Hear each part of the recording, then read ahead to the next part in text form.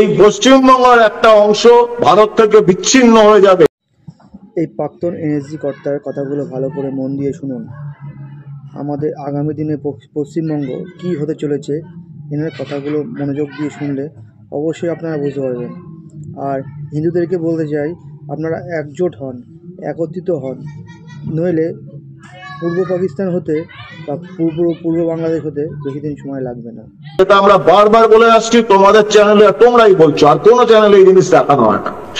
তুমি একটা কথা যেটা বললে যে 2030-35, আমি আরেকটু আতঙ্কিত করে দিতে চাই। যা খবর আমাদের কাছে, 2026-এ যদি পরিবর্তন না হয়, বাংলার মানুষ যদি এখনো ঘুমিয়ে থাকে, 2026 থেকে এই জনবিন্যাস বদলে যাওয়া, ভারত থেকে বিচ্ছিন্ন হওয়া যে প্রক্রিয়া চলছে, এটা বহু গুণ দ্রুত হয়ে যাবে।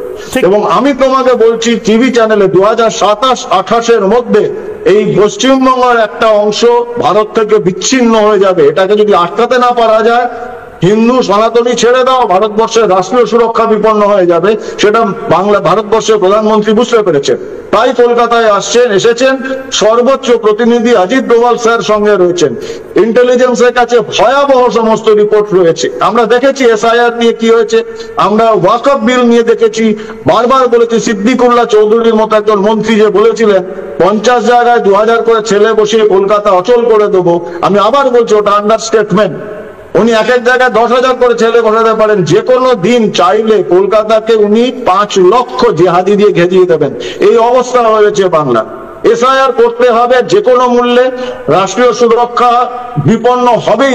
যে সকল হিন্দু ভাই বোনেরা এখন নিশ্চিন্তে পায়ের উপর পা তুলে বসে আছে, ভাবছো যে আমি আমার পরিবার নিয়ে সুরক্ষিত আছি, সেই দিন আর নেই। বিপদ সামনে ঘনিয়ে আসছে।